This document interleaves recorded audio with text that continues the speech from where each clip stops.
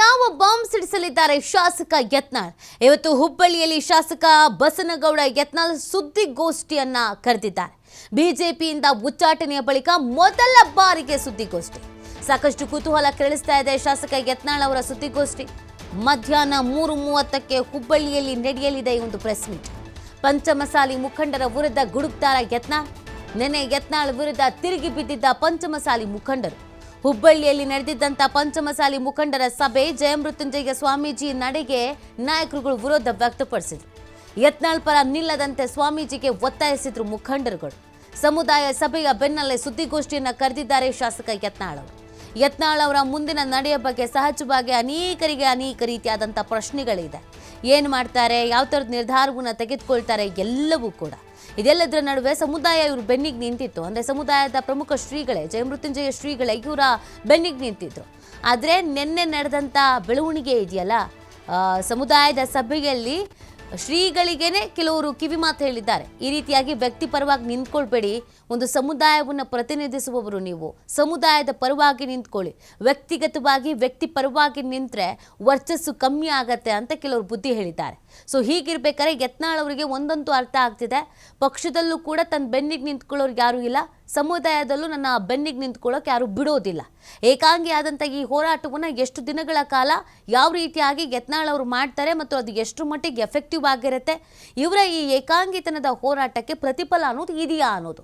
ಹಾಗಾಗಿ ಯತ್ನಾಳ್ ಅವರ ಇವತ್ತಿನ ಸುದ್ದಿಗೋಷ್ಠಿ ಇದೆಯಲ್ಲ, ಮಧ್ಯಾಹ್ನ 3:30ಕ್ಕೆ ಈ ಸುದ್ದಿಗೋಷ್ಠಿ ಕರೆದಿದ್ದಾರೆ. ಈ ಸುದ್ದಿಗೋಷ್ಠಿ ಸಹಜವಾಗಿಯೇ ಸಾಕಷ್ಟು ಕುತೂಹಲ ಕಾರಣವಾಗ್ತಾ ಇದೆ. ಯಾರ ವಿರುದ್ಧವಾಗಿ ಮಾತನಾಡ್ಬೋದು, ಏನು ಹೊಸ ಬಾಂಬ್ ಸಿಡಿಸ್ಬೋದು, ಯತ್ನಾಳ್ ಅವರ ನಾಲಿಗೆ ಮುಂದು ಅಂತ ಕೆಲವರು ಹೇಳ್ತಾರೆ. ಯಾಕಂದರೆ ಏನಿದ್ರು ಅದನ್ನು ಇದ್ದ ಹಾಗೆ ಇದ್ದಂಗೆ ಹೇಳಿಬಿಡ್ತಾರೆ. ಅದೇ ಅವರ ಇವತ್ತಿನ ಪರಿಸ್ಥಿತಿಗೆ ಕಾರಣ ಅಂತ. ಹೀಗಿರ್ಬೇಕಾದ್ರೆ ಯತ್ನಾಳ್ ಅವರು BJP ವಿರುದ್ಧ ಗುಡುಕ್ತಾರೋ ಅಥವಾ ಸಮುದಾಯದವರ ವಿರುದ್ಧ ಗುಡುಕ್ತಾರೋ, ಯಾರ ವಿರುದ್ಧ ಗುಡುಕ್ತಾರೆ, ತಮ್ಮ ಮುಂದಿನ ನಿಲುವು ಏನು ಅಂತ ತೋರಿಸ್ತಾರೋ, ಅದೆಲ್ಲವೂ ಕೂಡ ಪ್ರಶ್ನೆ. ಉಚ್ಚಾಟನೆ ಆದಮೇಲೆ ಯತ್ನಾಳ್ ಅವರು ಅಲ್ಲಿ ಇಲ್ಲಿ ಮಾತಾಡಿದ್ದು ಹೊರತುಪಡಿಸಿದ್ರೆ ಕಂಪ್ಲೀಟಾಗಿ ಒಂದು ಸುದ್ದಿಗೋಷ್ಠಿಯನ್ನು ನಡೆಸಿ ಯಾವುದೇ ರೀತಿಯಾದಂಥ ಸಂದೇಶವನ್ನು ಯಾರಿಗೂ ರೀಚ್ ಮಾಡಿಲ್ಲ. ಹೊಸ ಪಕ್ಷ ಕಟ್ತಾರೆ ಅಂತ ಇದೆ, BJPಯಿಂದ ಅಂತರ ಕಾಯ್ದುಕೊಳ್ತಾರೆ ಅಂತಿದೆ, BJPಗೆ ವಾಪಸ್ ಬರ್ತಾರೆ ಅಂತ ಇದೆ, ಲಾಭಿ ಮಾಡ್ತಿದ್ದಾರೆ ಅಂತ ಇದೆ. ಇದೆಲ್ಲದರ ನಡುವೆ ಯತ್ನಾಳ್ ಅವ್ರಿಗೆ ಏನು ಮಾಡ್ತಾರೆ ಅನ್ನೋದಕ್ಕೆ ಇವತ್ತು ಉತ್ತರ ಸಿಗಬಹುದು ಅನ್ನುವಂಥ ನಿರೀಕ್ಷೆಯನ್ನು ಕೆಲವರು ಇಟ್ಕೊಂಡಿದ್ದಾರೆ.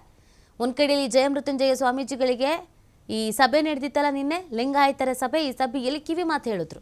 ಹೀಗೆ ಒಬ್ಬ ವ್ಯಕ್ತಿ ಪರವಾಗಿ ನಿಂತ್ಕೊಳ್ಳೋದು ಸರಿಯಲ್ಲ ಅಂತ. ಈ ಬಗ್ಗೆ ಮತ್ತಷ್ಟು ಮಾಹಿತಿಯನ್ನು ನೀಡ್ತಾರೆ ನಮ್ಮ ಪ್ರತಿನಿಧಿ ಯಲ್ಲಪ್ಪ.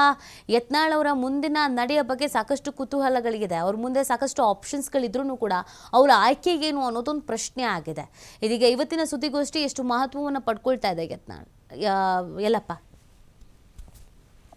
ನೀತಿ ಯಾವಾಗ ಇಲ್ಲಿ ಅಂತಂದ್ರೆ ಬಿಜಾಪುರದ ಶಾಸಕ ಬಸನಗೌಡ ಪಾಟೀಲ್ ಯತ್ನಾಳ್ ಇಲ್ಲಿ ಪಕ್ಷದಿಂದ ಉಚ್ಚಾಟನೆ ಆದ್ರು, ಉಚ್ಚಾಟನೆ ನಂತರ ಇಲ್ಲಿ ಮಾಧ್ಯಮಗಳಿಗೆ ಹೇಳಿಕೆ ನೀಡುತ್ತಾ ಹೊರಟು ಇಲ್ಲಿ ಅಂತಂದ್ರೆ ಮತ್ತು ಯಾವ ಇಲ್ಲಿ ಅಂದ್ರೆ ತಂದೆ ಮಕ್ಕಳ ವಿರುದ್ಧ ಯಾರು ಅವರ ವಿರುದ್ಧ ಮಾತನಾಡಿದ್ರು ಅವರಿಂದನೇ ಉಚ್ಚಾಟನೆಗೊಂಡ್ರು. ಆ ಉಚ್ಚಾಟನೆಗೊಂಡವರ ವಿರುದ್ಧ ಇಲ್ಲಿ ಅಂತಂದ್ರೆ ಒಂದೊಂದೇ ವಾಗ್ದಾಳಿಯನ್ನ ಬಸನಗೌಡ ಪಾಟೀಲ್ ಯತ್ನಾಳ್ ಮಾಡ್ತಾ ಹೊರಟಿದ್ರು.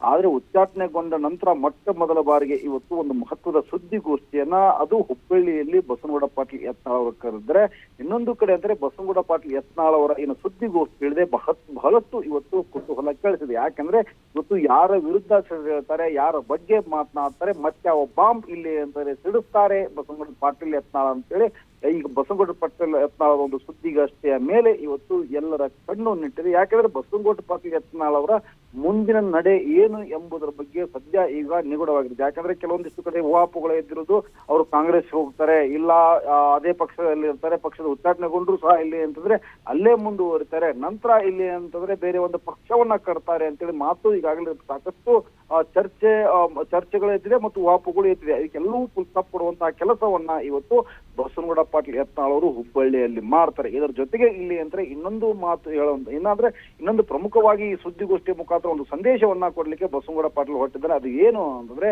ಯಾವಾಗ ಅವರ ಬೆನ್ನಿಗೆ ನಿಂತಿದ್ದು ಪಂಚಮಸಾಲಿ ಸಮುದಾಯ, ಯಾವಾಗ ಇಲ್ಲಿ ಅಂತಂದ್ರೆ ಅವ್ರನ್ನ ಹೈಕಮಾಂಡ್ ಉಚ್ಚಾಟನೆ ಮಾಡ್ತು, ಉಚ್ಚಾಟನೆಗೊಂಡ ನಂತರ ಇಲ್ಲಿ ಅಂತಾರೆ ಕೂಡಲ ಸಂಗಮದ ಪಂಚಮಸಾಲಿ ಪೀಠದ ಜಯಮೃತ್ಯುಂಜಯ ಸ್ವಾಮೀಜಿಗಳು ಅವರ ಬೆನ್ನಿಗೆ ನಿಂತು ಅವರು ಯಾರು ಇವತ್ತು ಉಚ್ಚಾಟನೆ ಮಾಡಿದ್ರು, ಬಿಜೆಪಿ ಹೈಕಮಾಂಡ್ ವಿರುದ್ಧ ಪ್ರತಿಭಟನೆ ಮಾಡಿ ಇವ್ರನ್ನ ಇಲ್ಲಿ ಅಂದ್ರೆ ಮರಳಿ ಪಕ್ಷಕ್ಕೆ ಉಚ್ಚಾಟನೆಯನ್ನ ರದ್ದು ಮಾಡಿ ಮರಳಿ ಪಕ್ಷಕ್ಕೆ ಯಥಾರೀತಿಯಾಗಿ ಮುಂದುವರಿಸಿ ಅಂತೇಳಿ ಆ ಒಂದು ಪ್ರತಿಭಟನೆ ಮಾಡುವಂತ ಕೆಲಸವನ್ನ ಜಯಮೃತ್ಯುಂಜಯ ಸ್ವಾಮೀಜಿಗಳು ಮಾಡಿದ್ರು.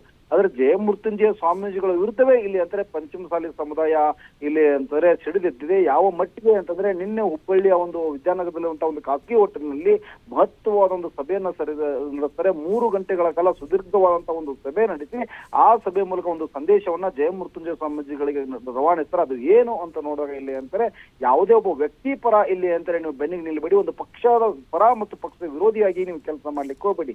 ನೀವೇನೇ ಇದ್ರೂ ಸಮಾಜಕ್ಕಾಗಿ ಮತ್ತು ಇಲ್ಲಿ ಅಂದ್ರೆ ಸಮುದಾಯ, ದೊಡ್ಡ ಸಮುದಾಯ ಉತ್ತರ ಕರ್ನಾಟಕ ಭಾಗದಲ್ಲಿ ಪಂಚಮಸಾಲಿ ಸಮುದಾಯ, ಆ ಸಮುದಾಯದ ಇಲ್ಲಿ ಅಂತಾರೆ ಏಳಿಗೆಗಾಗಿ ನೀವು ಹಗಲಿರುಳು ಶ್ರಮಿಸಿ ಅಂತೇಳಿ ಸಂದೇಶವನ್ನ ರವಾನೆ ಮಾಡ್ತು. ಆದ್ರೆ ಯಾವ ಒಂದು ಹೋಟೆಲ್ ನಲ್ಲಿ ನಿನ್ನೆ ಪಂಚಮಸಾಲಿ ಅಖಿಲ ಭಾರತ ಪಂಚಮಸಾಲಿ ಸಮುದಾಯ ಏನು ಸಭೆ ನಡೆಸಿತು ಅದೇ ಒಂದು ಹೋಟೆಲ್ ನಲ್ಲಿಯೇ ಇವತ್ತು ಇಲ್ಲಿ ಬಸವನಗೌಡ ಪಾಟೀಲ್ ಯತ್ನಾಳ್ ಅವರು ಒಂದು ಸುದ್ದಿಗೋಷ್ಠಿಯನ್ನ ನಡೆಸ್ತಾರೆ. ಅಂದ್ರೆ ನಿನ್ನೆ ಪಂಚಮಸಾಲಿ ಸಮುದಾಯ ಅವರ ವಿರುದ್ಧ ಸಭೆ ಮಾಡಿತು. ಆ ಸಭೆ ಮತ್ತು ಸುದ್ದಿಗೋಷ್ಠಿ ಅದೇ ಒಂದು ಸ್ಥಳದಲ್ಲೇ ಇವತ್ತು ಮತ್ತೊಂದು ಏನು ಪಂಚಮಸಾಲಿ ಸಮುದಾಯಕ್ಕೆ ಏನು ಇವತ್ತು ಉತ್ತರ ಕೊಡ್ತಾರೆ, ಇಲ್ಲಿ ಜಯಮೃತ್ಯುಂಜಯ ಸ್ವಾಮೀಜಿಗೆ ಬಸವನಗೌಡ ಪಾಟೀಲ್ ಯತ್ನಾಳ್ ಏನ್ ಹೇಳ್ತಾರೆ, ಈ ಒಂದು ಸುದ್ದಿಗೋಷ್ಠಿಯರ ಮೇಲೆ ಇವತ್ತು ಎಲ್ಲರ ಕಣ್ಣು ನೆಟ್ಟಿದೆ ನೀತಿ. ಓಕೆ, ಎಲ್ಲಪ್ಪ ಈಗ ಇನ್ನೊಂದು ಯತ್ನಾಳ್ ಅವರಿಗೆ ಸಮುದಾಯದವರು ಜೊತೆಗೆ ನಿಂತ್ಕೊಂಡಿದ್ದಾರೆ, ಸಮುದಾಯದವ್ರು ಬೆನ್ನ ಹಿಂದೆ ಇದ್ದಾರೆ ಅನ್ನೋದೊಂದು ಭರವಸೆ ಇತ್ತು. ಆದರೆ ಈಗ ಸಮುದಾಯದವರು ಕೈ ಬಿಡುವಂತೆ ಎಲ್ಲ ಸಾಧ್ಯತೆಗಳಿಗಿದೆ. ಕೆಲವರು ಅಸಮಾಧಾನವನ್ನು ವ್ಯಕ್ತಪಡಿಸಿದ್ದಾರೆ ಪಂಚಮಸಾಲಿ ಸಭೆಯಲ್ಲಿ.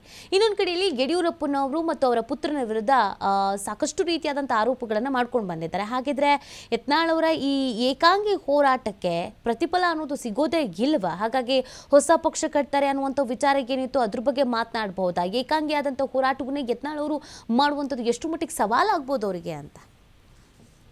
ನೀತಿ ಇವತ್ತು ಬಸವನಗೌಡ ಪಾಟೀಲ್ ಯತ್ನಾಳ್ ಅವರು ಒಂದ್ ಕಡೆ ಏಕಾಂಗಿಯಾಗಿ ಬಿಟ್ರ ಅಂತೇಳಿ ಇವತ್ತು ಪ್ರಶ್ನೆ ಇದೆ. ಯಾಕಂದ್ರೆ ಆ ಪ್ರಾರಂಭದಲ್ಲೂ ಯಾವಾಗ ಉಚ್ಚಾಟನೆ ಆಯ್ತು, ಉಚ್ಚಾಟನೆ ನಂತರ ಪ್ರಾರಂಭದಲ್ಲಿ ಅವರ ಬೆನ್ನಿಗೆ ನಿಂತಿದ್ದು ಪಂಚಮಸಾಲಿ ಸಮುದಾಯ.